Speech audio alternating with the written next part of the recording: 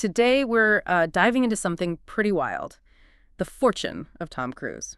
We're talking over $600 million. That's right.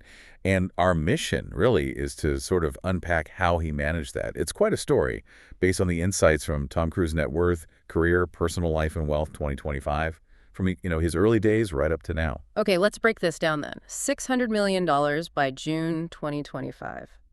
I mean, how does an actor, even a huge star, get there? It can't just be the paychecks for acting, right? No, not at all. And that's what's so interesting here. Cruise had this really strategic financial approach. He's famous for taking a percentage of a film's profits. Ah, the back-end deals you hear about. Exactly. So not just a flat salary up front, but a slice of the box office gross after the studio gets its money back. And he really amplified this with his production company, Wagner Productions. Which he co-founded way back when. Yeah, back in 1993. So this wasn't just about getting more money, though obviously that happened. It meant he was essentially a partner. He had more say, more control, maybe even influenced distribution.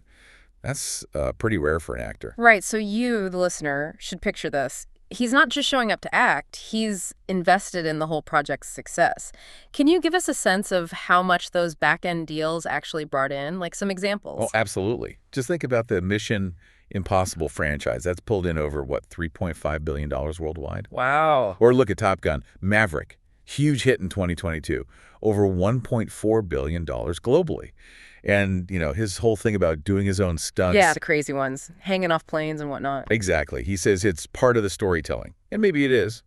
But it also creates this incredibly unique brand. In an age of CGI everywhere, he's doing it for real. That makes him, well, extremely bankable for these massive action movies. That commitment, it really does seem to pay off, doesn't it? It's like his brand is that physical dedication. But, okay, beyond the cash, his journey itself is fascinating. 4 decades at the top. How does a kid from Syracuse, moving around a lot initially into sports, how does he pivot to acting and then just stay there for so long? That's a great question. How do you stay relevant, successful for 40-plus years? Yeah. Especially in his 60s now. I mean, Risky Business in '83 was his big break. Right, the one with the sunglasses and the dancing. That's the one. Then Top Gun soon after, big hits. But then in the 90s, he also did films like Jerry Maguire. Got an Oscar nomination for that. Showed his range. Exactly. He could adapt, he pushed boundaries, and he kept delivering those absolutely jaw-dropping practical stunts. It sets him apart. It speaks to incredible discipline, I think, and obviously enduring appeal. So this mix of business smarts and sheer on-screen audacity, it really paints a picture. What about his life off-screen, though? And how does his wealth compare to other Hollywood heavyweights? He seems pretty private, mainly based in the U.S., right?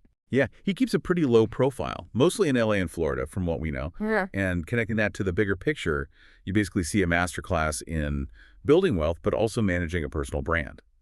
By staying relatively private, he kind of adds to his mystique, maybe. Lets the work do the talking. Interesting take. And when you compare the wealth, sure, he's got more than Brad Pitt's $600 million versus Pitt's $300 million.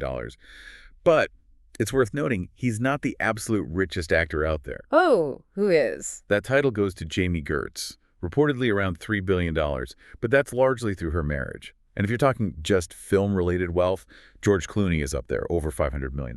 But a huge chunk of that came from his Casamigos tequila business. Ah, right, the tequila money.